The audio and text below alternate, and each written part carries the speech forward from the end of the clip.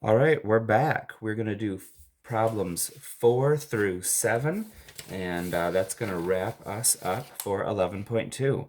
So this one says determine whether the numerical value is a parameter or a statistic.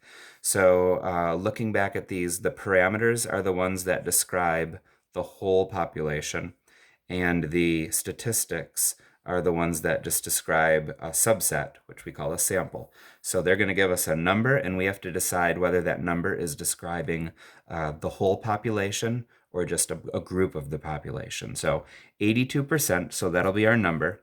All right, now we have to figure out like what is our group that we're looking at here? So what is our population?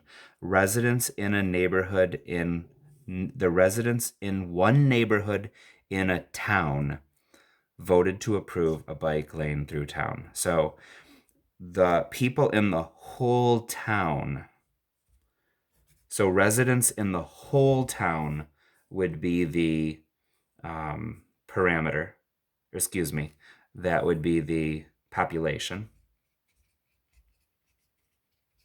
And then the residents in one neighborhood, so one neighborhood would be like a small part of that town. So this would be the sample.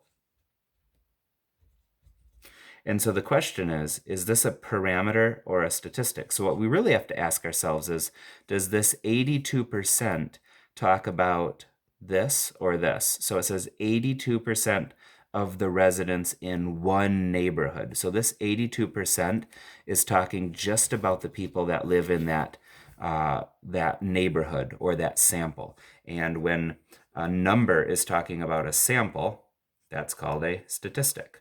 So this 82% is a statistic.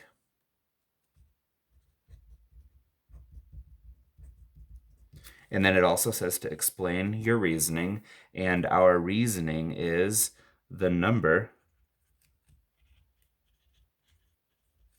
is describing a sample, not the population, a sample. And that is why. All right, so let's do a few more of them like that. The idea and hope is that by the time we get through them, you find yourself working ahead of me because, okay, it's easy for you now. So that would be what we're hoping for. In a science class, 25% of the students wear glasses. So the whole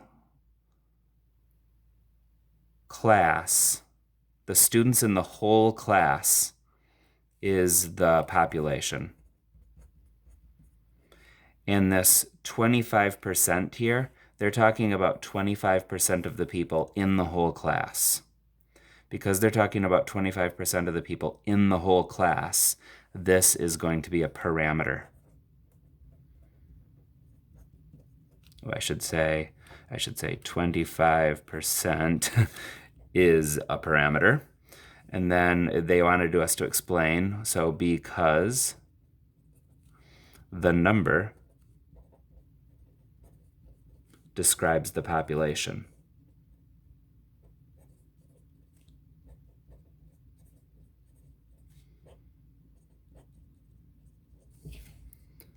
Yay.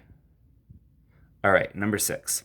In a recent year, the median household income in the United States was about $52,000.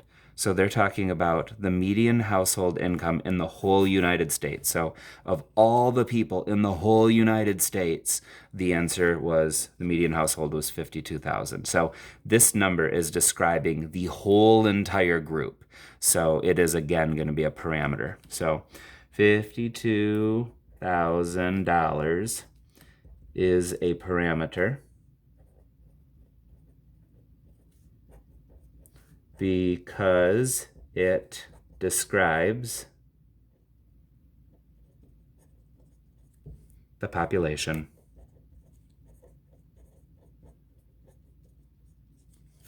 Okay.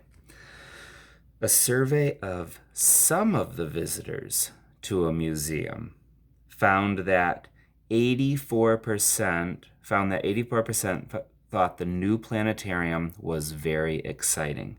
So this 84% number describes a survey to not every visitor of the museum, just some of the visitors to the museum. So 84% is only talking about what some people said, not what all people said.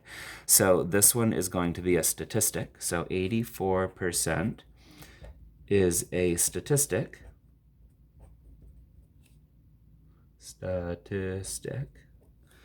Because the number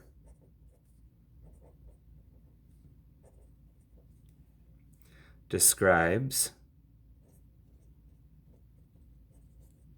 a sample.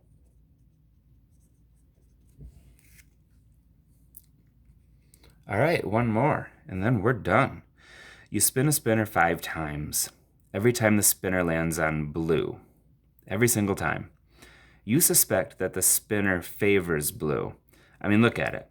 There's 4 of them. Only 1/4 of the area is blue. If you spin this 5 times and get blue all 5 times, you'd probably think that it might be rigged somehow. You suspect the spinner favors blue.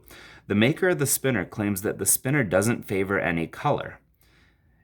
And so they're saying no. It was just lucky that you got blue every time. Like that shouldn't normally happen. Okay, so you test it out. So you simulate spinning the spinner 50 times by repeatedly drawing 200 samples of size 50. So you basically spin it 50 times and record the color of all 50 times. And then you see how many of them is each. And then you do that 199 more times. So you do it that many times, you're going to figure out if this thing's rigged or not.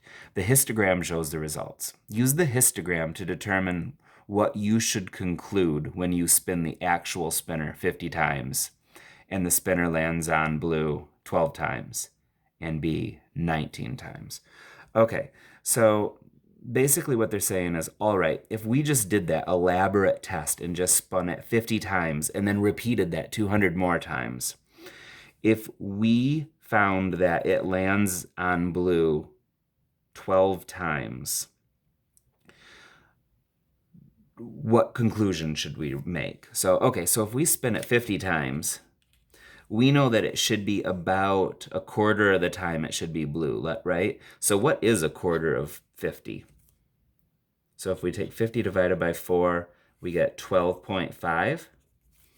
Okay, so if we were going to spin this thing 50 times, we would expect to get blue about 12 times, 12.5 times, green about 12.5 times, all of them about 12.5 times. So they're saying, what if we get blue 12 times? Well, our conclusion would be, what would we conclude? It's probably a fair game. That's about what we would expect to get. So for A, we'll say, what should we conclude? How about we say that the maker of the spinner made a good spinner, right? So we would conclude the maker of the spinner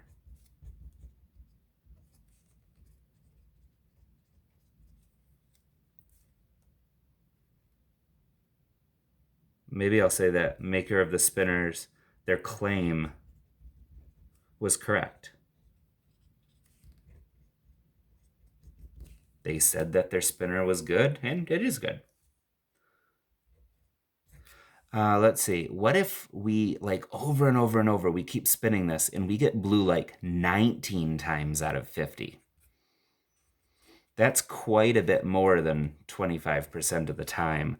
So if we're constantly getting blue way more, we would probably conclude that the spinner's claim was incorrect or false. So I'm going to say if we keep doing it over and over and get an average of 19 blues, I would say that the spinner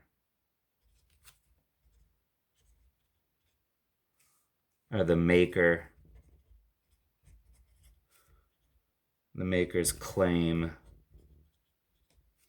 is false. They say it's a good spinner, but it's not really a good spinner.